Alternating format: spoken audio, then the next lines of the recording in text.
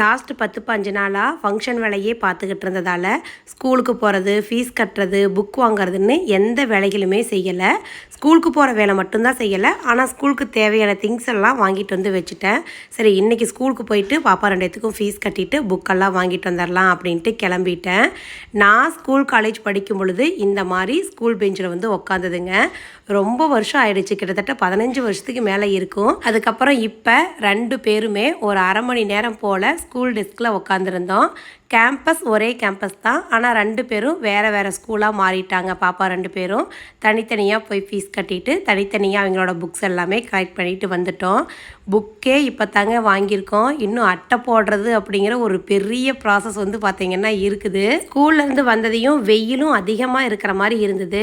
சரி, இந்த செடியெல்லாம் வாடி போயிடும் அப்படின்னு ஒரு 2 மணி நேரம் ஆச்சுங்க. வீட்டுக்கு முன்னாடி பின்னாடி சைடில் இருந்த செடின்னு எல்லா செடிகளுக்கும் தண்ணி விட்டேன். நான் தண்ணி விட்ட நேரமோ என்னமோ தண்ணி விட்ட ஒரு அரை மணி நேரத்துலேயே மழை பார்த்திங்கன்னா பயங்கரமாக பெய்ய ஆரம்பிச்சிருச்சு. ஆஹா, மழை வரும்னு தெரிஞ்சிருந்தா சித்த நேரம் ரெஸ்ட்டாவது எடுத்துகிட்டு பண்ணே அப்படின்னு நினச்சிக்கிட்டு இருந்தேன். வீட்டு வேலையில் எனக்கு ஹெல்ப் பண்ணுறது எப்போவுமே சன்சி தான். சுகஸ்தி மேம்போக்காக தான் இருப்பாள், பிடிச்சா செய்வா, இல்லைன்னா செய்ய மாட்டா.